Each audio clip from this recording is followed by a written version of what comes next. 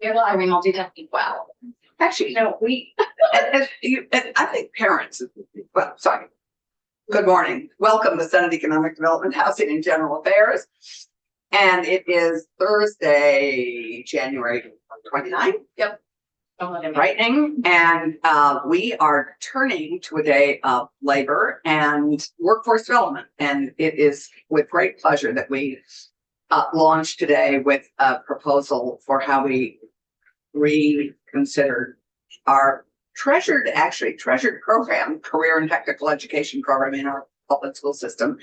And we, our own Keisha Ron Hinsdale has drafted a bill that we're going to walk through, and we're going to turn to her to explain what prompted this bill and the work of the summer and why you introduced this. Great. Thank you, Madam Chair. I think there is some purpose language findings in the beginning that I think help frame up a lot of why career technical education is so important. But we often try to avoid sort of facts and figures there, so we're not arguing about those, but I think some of them are really important to name before we take up this bill. And it's the reason I think, Senator Weeks, depending on how he feels about hearing this twice, Senator Weeks and I hear a lot about in Senate education as well. As folks I think have heard, it became clear to me in Senate education in the process of transformation or major reform that career technical education was getting entirely left behind once again, right? I mean, I think Beth can speak to through no fault of hers that the H454 that we looked at, our committee looked at one sentence about CTE centers. And while AOE would represent that they were working on a separate bill related to CTE that was coming through House Commerce, I don't think there was a robust enough conversation happening anywhere about the importance of career technical education. And so I think many of the CTE center directors and others the employers, everyone who cares about career technical education was once again feeling like it's being treated as an afterthought when it is a major pillar of our economic mobilization, as we're all starting to say. Some facts and figures kind of struck me as we were going through the process, and they're reflected in how other states are moving on career technical education. There are a lot of nonprofits that help states figure out this policy that we can call upon that I spoke with as well outside of our meeting. Yeah. But the chair may recall, we had these, I want to say 5 or 6 meetings that we just pulled together. Nobody got compensated. It wasn't a formal working group. And people made it to most of them or were invited along the way to participate. We met at the Hannaford Center in Middlebury. We met at the River Valley Career Tech in Springfield. Yeah. We met at St. John's Berry Academy. We met at Hyde Park. And we may have had like 1 or 2 virtual meetings. It's a hairy drive, isn't it? We're delighted Senator Brock has made it in one of these. So some of the things that I think we all were struck by, I think once you get enough people from across the state together from different sectors, you're struck by some really key findings. Number one, and this is something Tom Cheney can speak to, or maybe people in the room that I don't know where they're coming from. But about 40% of Vermont students go on to 2 or 4 year degrees from high school. We have a very solid high school graduation rate, though it's slipping. We should always be keeping our eye on. That's critical. But we have treated this 40% marker for going on to higher education as some kind of failure. And it's really not. It's really actually what most states are acknowledging is the population. We all have the same drive, though. Thank you. We're glad you're here.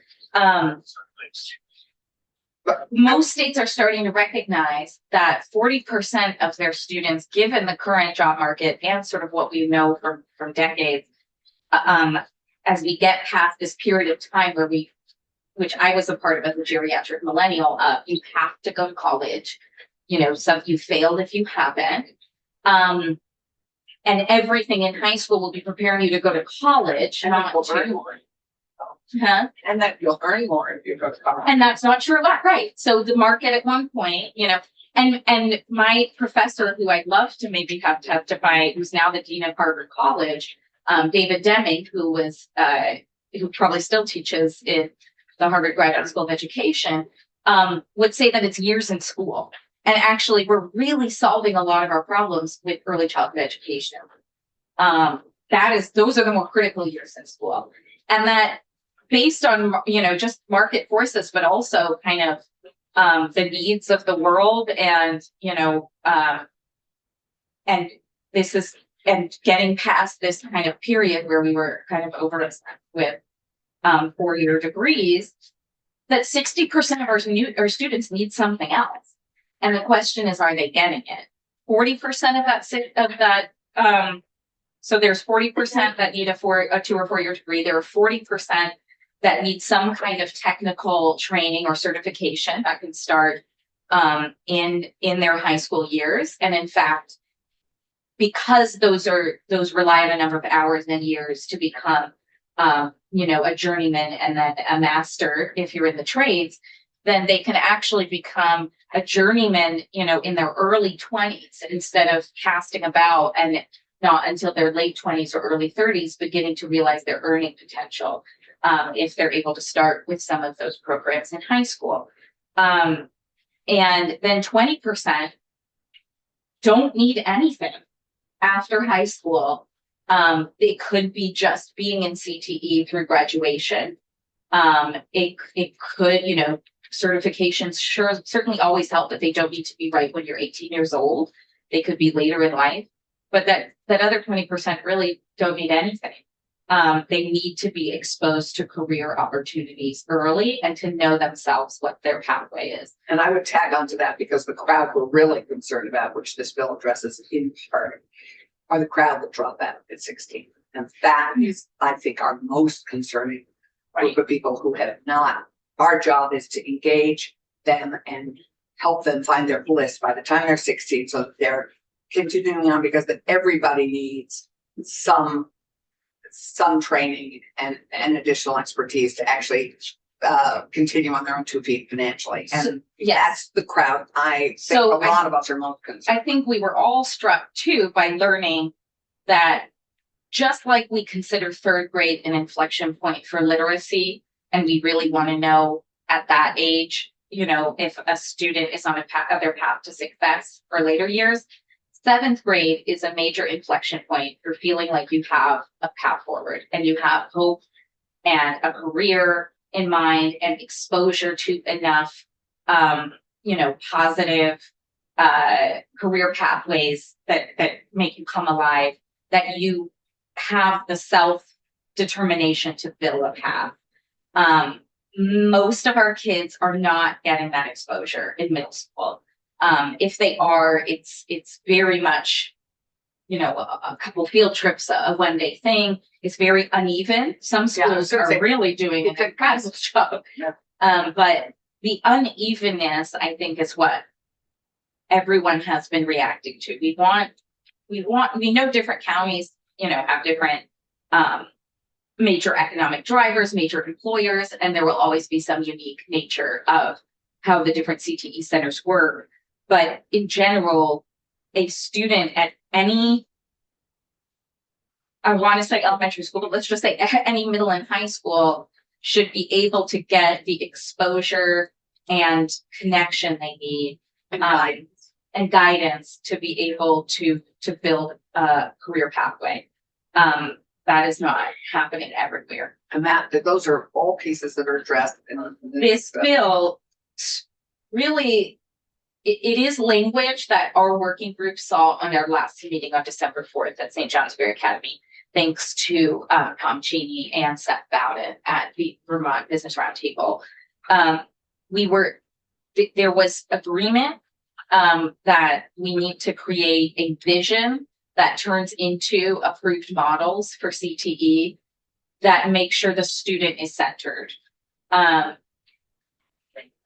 can look different in different places, but right now it's driven a lot by space and regulation and the culture of a particular CTE. And that creates huge gaps for students. And that's, I think, the most important thing we heard, and maybe we can have some testimony from students themselves. But my bottom line is that I hope this bill drives us toward universal access to CTE. Right now, if you are seen to have behavioral issues in middle school, or you are your grades aren't good enough, you could be denied access to career technical education. Or if your high school has a specific relationship with this center, but you want to do healthcare and that's offered somewhere else, and there's no transportation, there's no support, we don't have universal access to CTE, and we don't have universal exposure to what CTE can offer in middle school. So the goal here is to drive at the tools that our education system needs to not let students fall through the cracks and not get what they need to be in that 60% of students who can graduate and get a job right away and be successful in our economy. So that's a great tee up. I'll just say before Beth, our wonderful legislative counsel in education, takes over, this is an area of joint jurisdiction between Senate Education and Senate Economic Development. We are, Seth and I have been in discussion about how we're going to proceed with it, who's going to take it up first. We all heard the agency's proposal for CTE transformation. And we are now entertaining another proposal for that as in large measure. So I just wanted to frame up. Seth and I are going to chat about that after the testimony from today, because they're Senate Education is also doing this this afternoon. David, sorry about that, because you get to hear it about 2 times. Yeah. You get to this is the press rehearsal. It's twice as important as many of the other topics. Yes. So I fully support your CTE efforts. I'm a co-sponsor on your bill, and I appreciate all you've done in the CTE realm. But I want to push back on one concept, and that is CTE.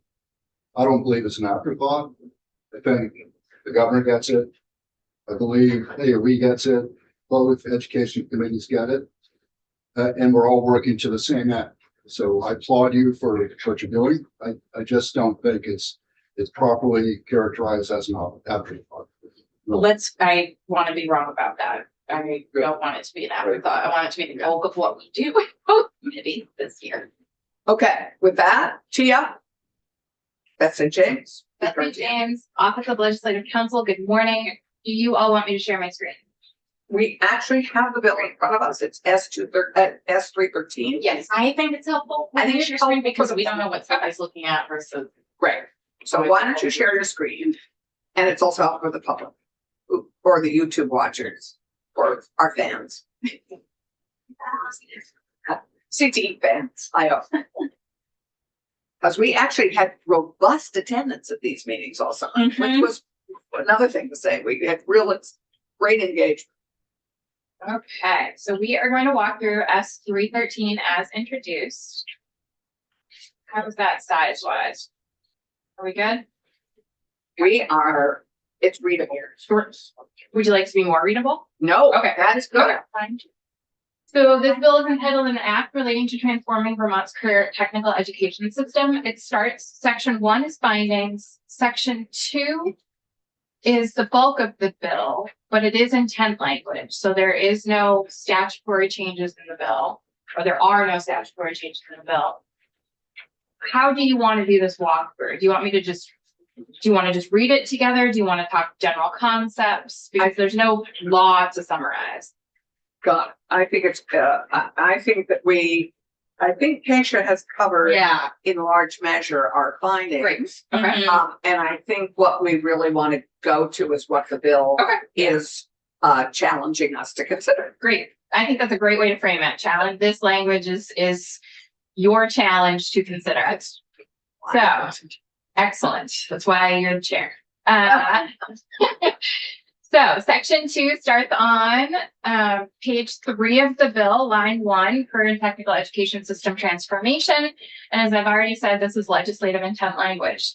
So in order to realize a strong statewide career preparation system, it is the intent of the General Assembly to transform Vermont's CTE system as follows. And so there's 4 or 5 buckets of topics. So the first one is providing universal access to CTE, ensuring that every student can participate in CTE programming, including pre-tech and foundation courses by, and so here's your challenge, Right. increasing access to CTE in middle school in the first 2 years of high school, addressing barriers such as transportation, scheduling conflicts, and awareness, providing consistency in admissions policies across all CTE centers, and ensuring that no student may be placed on a wait list or prevented from accessing CTE when there is a viable alternative to the locally accessible program to the provision of transportation.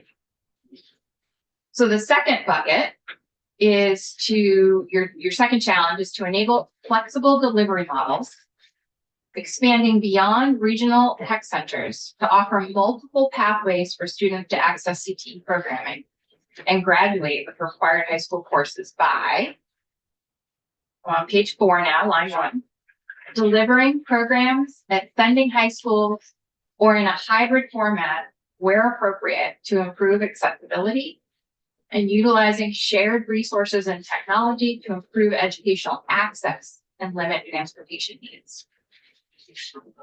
Third challenge is aligning the CTE system with workforce needs by designing and evaluating programs based on current and emerging Vermont labor market demands, continuing the robust evaluation of the system through the comprehensive local needs assessment process, and utilizing statewide research from Vermont's most promising jobs and VT labor market information to assess student outcomes in continuing to the workforce. Fourth challenge, creating a sustainable student-centered funding system that removes disincentives for participation and supports program growth and innovation. Flexible delivery models and access must be taken into consideration to ensure the sustainability of program delivery. Fifth challenge, explore the viability and impact of CTE centers becoming diploma conferring institutions or comprehensive high schools. In situations where this is not possible, high schools shall be required to award the credits recommended by a CTE center. Sixth challenge, maintain a strong adult CTE system by building robust adult and continuing education pathways within CTE that meet Vermont's upskilling, reskilling, and workforce development needs, while connecting seamlessly with secondary programs and regional workforce partners. Such a system shall have a governance and funding model that promotes coordination, quality, program consistency, and sustainability. Seventh challenge, coordinate CTE governance by establishing governance approaches that strengthen collaboration across districts, improve consistency in program quality, and better supports positive student outcomes. CTE governance should align with the ongoing education transportation process, with the above goals as the lens through which decisions are made. I wonder if that was supposed to be transformation process instead of transportation. It's entirely possible. Because I don't think we have like a transportation. I think we spell out transportation elsewhere. We do. Yeah. Transportation, sorry. Yeah. Oh, thank you. I'm sure that's. So those are 7 big challenges, Dave. I think it's great. Yeah. It's conceptual. It's a goal, right? Yeah. It's lofty. For example, universal access, every student, no student, blah, blah, blah. This is just my first blush at this, second blush, because I read this earlier. But where do we affect current law? Where do we change? Yeah. It's kind of like a bill step, otherwise it's Right. rhetoric. Yes. So, and I have thoughts there. I didn't want to make everyone argue about those in short order. Well, this was our placeholder to get here. So number 5, I think, is the place where we got the most concrete about which models are working and which models are not. And I would say this, and there will be probably superintendents and CTE directors who disagree with me. This, and I'm gonna give credit and blame to Jay Ramsey, actually, at Department of Labor, and ask him to come in because he's been doing this for decades. And at one meeting, he simply said, we have to kind of let kids go at 16 and not keep kind of their life on hold while they get their high school degree, their high school diploma from their sending school. And what I took away from that, and even he could frame it differently if he's invited to testify, is that these students are learning incredible math skills, English skills, life skills in CTE, but they have to go back and get their diploma from their high school. And even the education quality standards, those will not work for CTE. I mean, they simply, in our October meeting, the CTEs came to us and said, like, we weren't even at the meeting about the education quality standards. So I think what we are going to need are potentially, and we talked about this in education yesterday, either education quality standards that are broader, so they're more universal, or a specific set of education quality standards for CTE that they can meet that also align with Perkins funding, and allow them to graduate their own students or have their degrees, work in coordination with their high school to say these are they're qualified for this, not they have to take an online class, not we didn't think this was good enough. Another really concrete thing that the CTEs need to accomplish this is an alternative hiring and pay scale model for their faculty. Their faculty are practitioners, people who often give up other more lucrative careers, and they are taking a pay cut, but it's really hard to find someone who will take that much of a pay cut, to teach kids engineering instead of go out into the field or teach kids health sciences. So they need to be able to have alternative human resources systems and policies. Tom. Yeah, I do. I think this is great language, exactly the direction that Vermont should go in. One thing to your point, Senator Weeks, that I've been the most, and not to bring the bigger conversation of education transformation into this, but I'm not on that Senate Ed, so apologies if you already tackled this.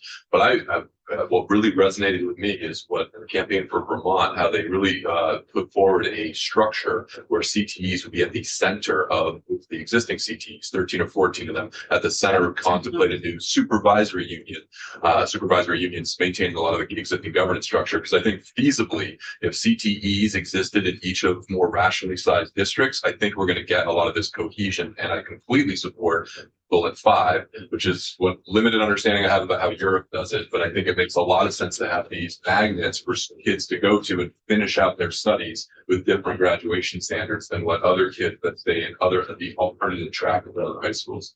So for what it's worth, I do love CTE, but I think that if there was one in each of a rational sized district, I think we would move in that direction, or tangible direction. Randy. This is the first time I've read this. It's good.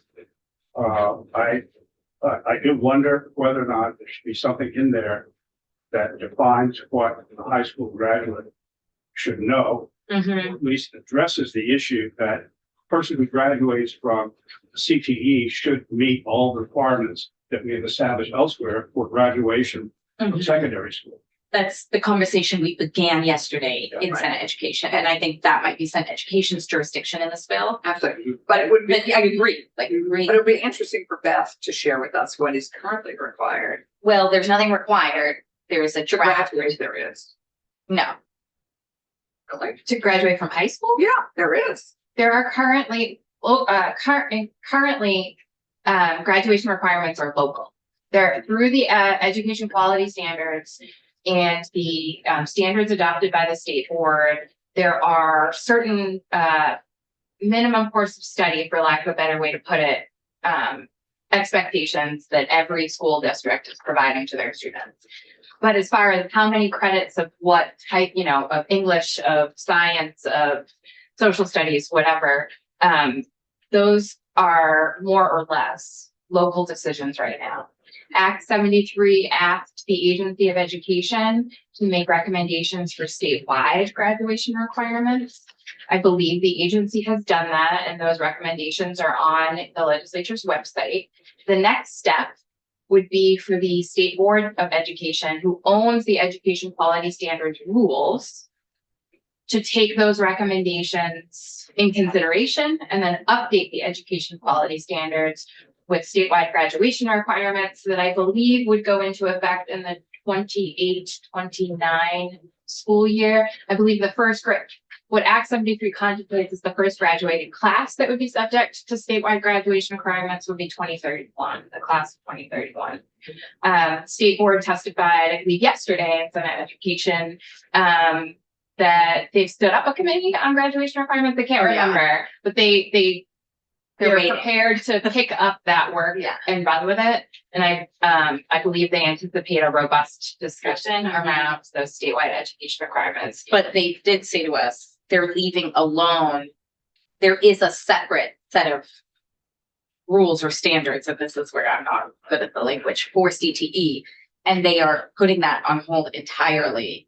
And in the same committee, perhaps, but they're putting that on hold until we discuss how to relate the EQS recommendations, I would call them for academic measure, to the ones for career technical center. Well, it seems to me, though. Education. Oh, education policy. We should, at least at some point, as we're designing CTE system, address the issue of what academic Mhm. requirements need to be met by anybody who graduates from Right. any of these That programs. would definitely be addressed If- in the CTE standard. We may want to take testimony on it. You may want to leave it to Senate Education, but if you look at the recommendations for the academic centers right now, I think it makes it really hard to graduate from a CTE center. They Well, have again, a I'm lot just of saying it years seems of to be something requirements I that think, would and be whether hard. it's between education or our input, it's something that needs to be addressed. Right. The other thing that comes to mind is that when you have masses of students masses by Vermont standard move to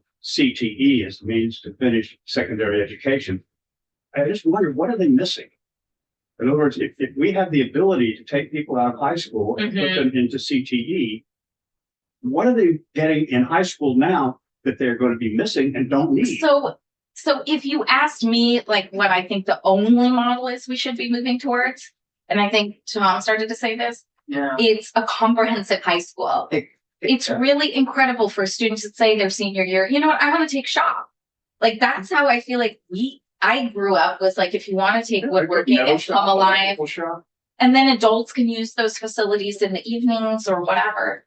The challenge that we heard, of course, with the AOE's presentation is that is comprehensive high schools are kind of a version of what they're talking about with the regionalization. I think one of our challenges is figuring out how to incentivize in a substantive way Yes. regionalization.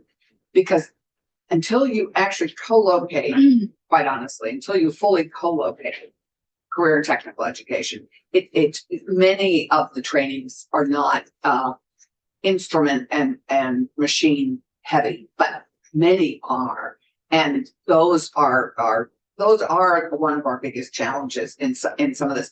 I think what we should be all considering, and this charges us to and challenges us to kind of figure out, is the bridge that we're going to need to get to the Right. point where we do have a comprehensive middle and high school experience where we can actually institute an individualized learning plan where kids can begin this Right. in seventh and eighth grade. What I would argue, and I'm trying to do it dispassionately about AOE's proposal is we all started on the same page about, and I think we are looking at school construction dollars in Senate Education. And we will continue to do that every year, regardless of where we live this year. And if it was a requirement to receive school construction dollars, that you had to be moving toward being a regionally comprehensive in CTE, then the proposal to get there needs to align with that ultimate goal. Yeah. Moving all of that governance to AOE, I don't think helps us get to regional high schools. What I do think helps us get there is creating the same district boundaries for CTE and the academic centers and embedding CTE in with the district so that they are not competing for it Absolutely. and they are not competing for students and transportation. And that is the biggest issue for those of us who've been involved with this for a long time. The biggest nut we've failed to crack is the competition for dollars and the competitions for kids in attending. Right. So it's almost every district in the current state or the future state should have articles of agreement that almost are like a bill of rights for students and parents that allow them to get what they need at whatever age in middle and high school to start on this path. I completely agree with you. And I, as you know, applaud this work 100%. I think one of the opportunities we have is we could actually figure out, we could work this session on designing a bridge. I mean, because to me, that's sort of what you need. I mean, this is great. This is our challenge, but how do we get there? And we have to figure out, I think that's really our charge. I think we can all see the perfect, but getting to the perfect is I think what we need to begin step by step. And just like the conversations we're having in Senate Education, each district does need something a little different. It's not, the same everywhere. It's not, but if we're going to have universal offerings and Right. universal access, we're going to have aeronautics in River Resources, Valley yeah. as well as Exactly. Chittenden. David, you had I do have want to kind of push on a concept here. It's on page 3, starting on line 15. Ensuring that no student will be placed on a wait list to prevent from accessing CTE when there are viable alternatives to the locally accessible programs. That part I agree with completely until it gets to through the provision of transportation. I want to kind of sensitize the committee to the concept that, everybody in this state house loves everything that California does. To the most part. a broad statement. As a I'm not native of sure it's California, I fully would say absolutely not. Drop 9, no. But I just wanted to highlight that in California, only 10% of students are actually moved by bus. The primary onus is on the parent. Oh, yeah. Somewhere in here, we have to balance the parent responsibility versus the state responsibility. This may be one of those cases. I hear this provision of transportation frequently. I just think we need to be sensitive about going maybe a little bit too far in usurping the responsibility of parents. Or given we have given the parents, I think that's a challenge. I think you're right. We have to balance it. And the question is state, district, center. I think it's like 3 or 4 parts of that transportation piece.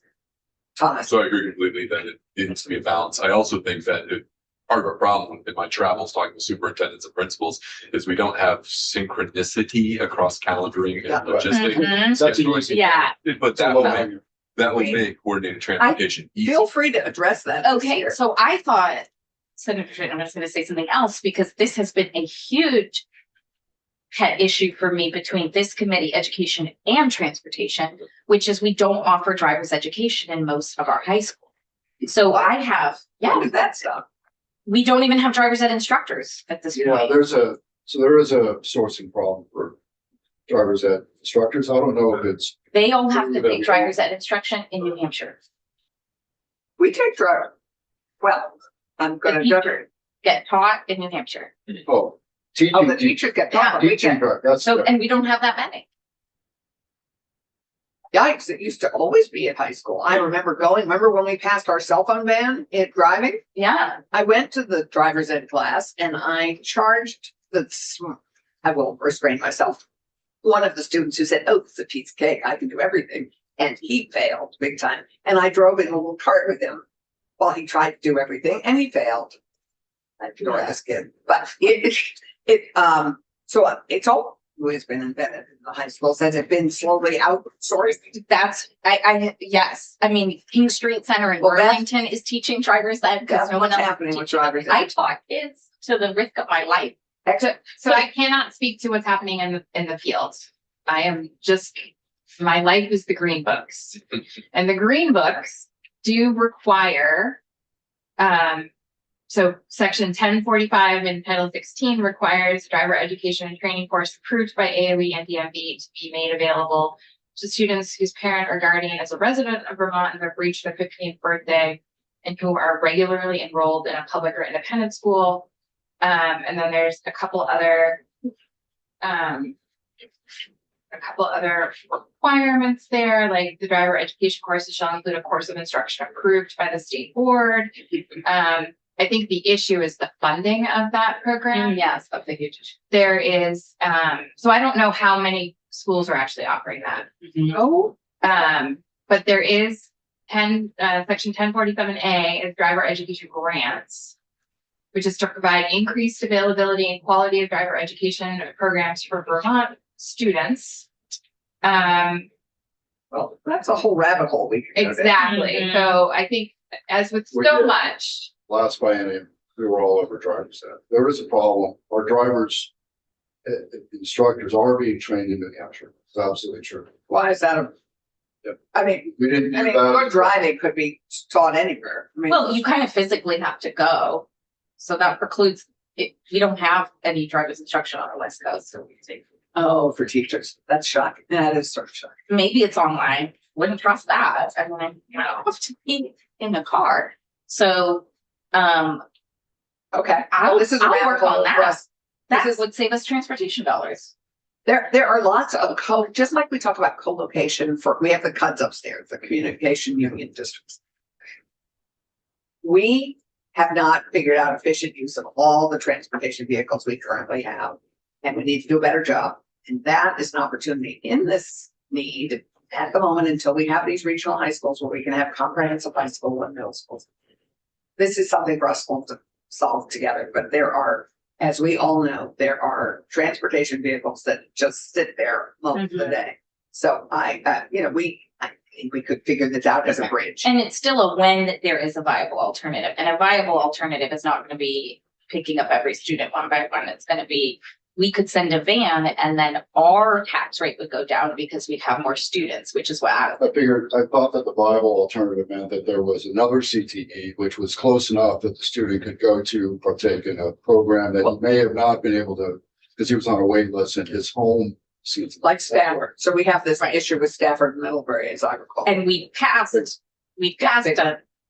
something similar to this last year. And I don't know that it's just a problem there, so I don't want to pick on them, but AOE should be saying, no, like, you can't have this wait list. We're going to tell all these kids that they can go to the next door CTE center.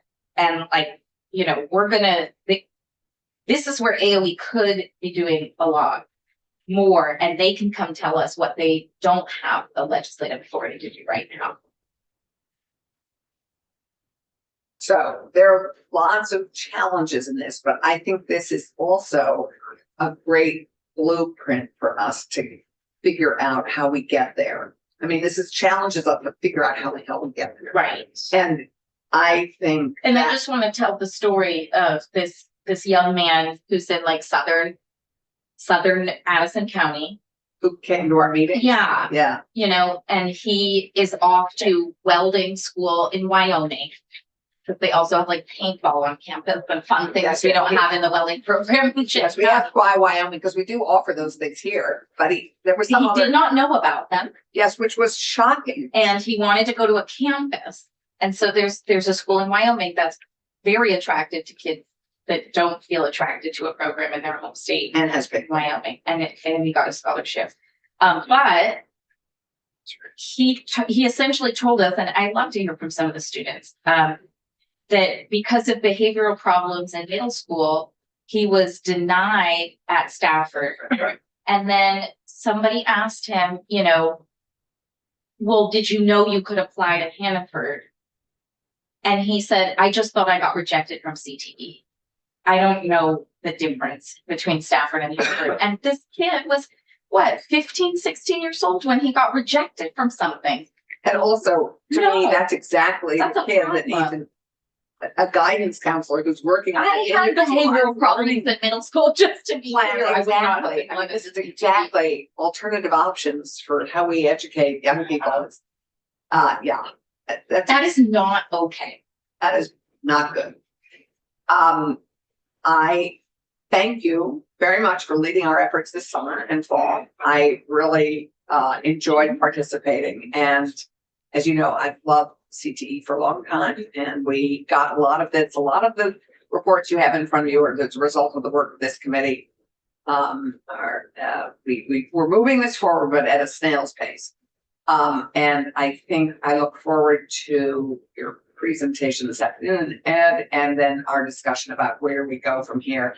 But I think we have to figure out how to get the perfect and how we get to what we all want. And that's going to take years, and it's going to take money, and it's going to take thoughtful architecture to design the plan to make that work. And how do we deal with an in between, and how can we figure out how to provide some of this now? I'd like to offer a suggestion. Given that Senator Weeks and I go back and forth, you know, from here to education, which is Yes, they serve on both Senate That- Education and Senate Economic. that you and the chair of education could figure out which pieces of these feel like whose jurisdiction. And I'm happy to weigh in or not, because things end up falling through the cracks because no one's been clear about whose jurisdiction it is.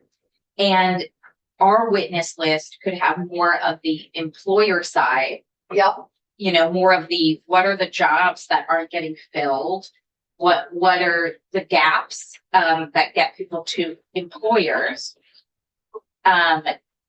In very broad strokes, and education can take up more of the, what do the districts need to do to ensure seamless support for the student? District source supervisory agents.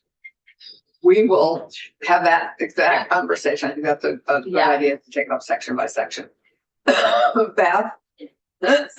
Thank you. You're welcome. It's good to know we'll have you on this journey. Thank you, Beth. You got me. And Beth was the one who was like, okay, so this is like either a huge bill I can review for you or like a vision. And she did a great job. I think a vision is really helpful. And actually, I think it complements in large measure what AOE has proposed.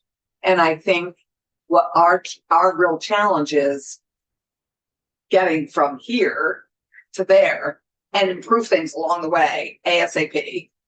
And then we'll be there, and, you know, we may or may not be alive, but we have a lot of, they're building that bridge is, I think, what our challenge is. I am Maybe I'll gonna say supplement. in your lifetime, let's please do this, because that's a Listen, lot I of want this by the kids. time I'm 80, and that I'm gonna be 80 in 9 years, so let's get on it. And frankly, there are high schools that are going to bond, that are going to need some state support for their bonding and for their efforts. And I think there are ways for us to say, your vision for your next high school has to include comprehensive Great. technical education. I think that was a great idea I heard you say earlier, which is something Any other states do that? I think Oregon is moving in that direction, and Massachusetts is very on top of, like, with their building authority, they have a school building authority that allows them to be just focused on are you going to have a separate CTE center, or is it built into your school? And that I was just interested if any other state had done this and what kinds of results. I I think think we have Oregon and data. Massachusetts We have- could be really Look to good. that. So I have nonprofits that could find us other legislators, or they work in multiple states and they can talk about some of these best And we have- practices. Beth, and we have Tom, and we have Ruth. We have a Right, lot of great resources. Ruth Durkee. right. Well, I love talking about states Yeah. because we learn things that way. This is why we got all those conferences. And then Okay, go ahead. Yeah. On that note, we're gonna, I think, take a 5-minute break, and then we'll start again at 10 o'clock when Senator Gulick arrives, and we will turn our attention to overtime for nurses as 277. We'll be back in 5 minutes. Can I just say that was one of the bills we dealt with on general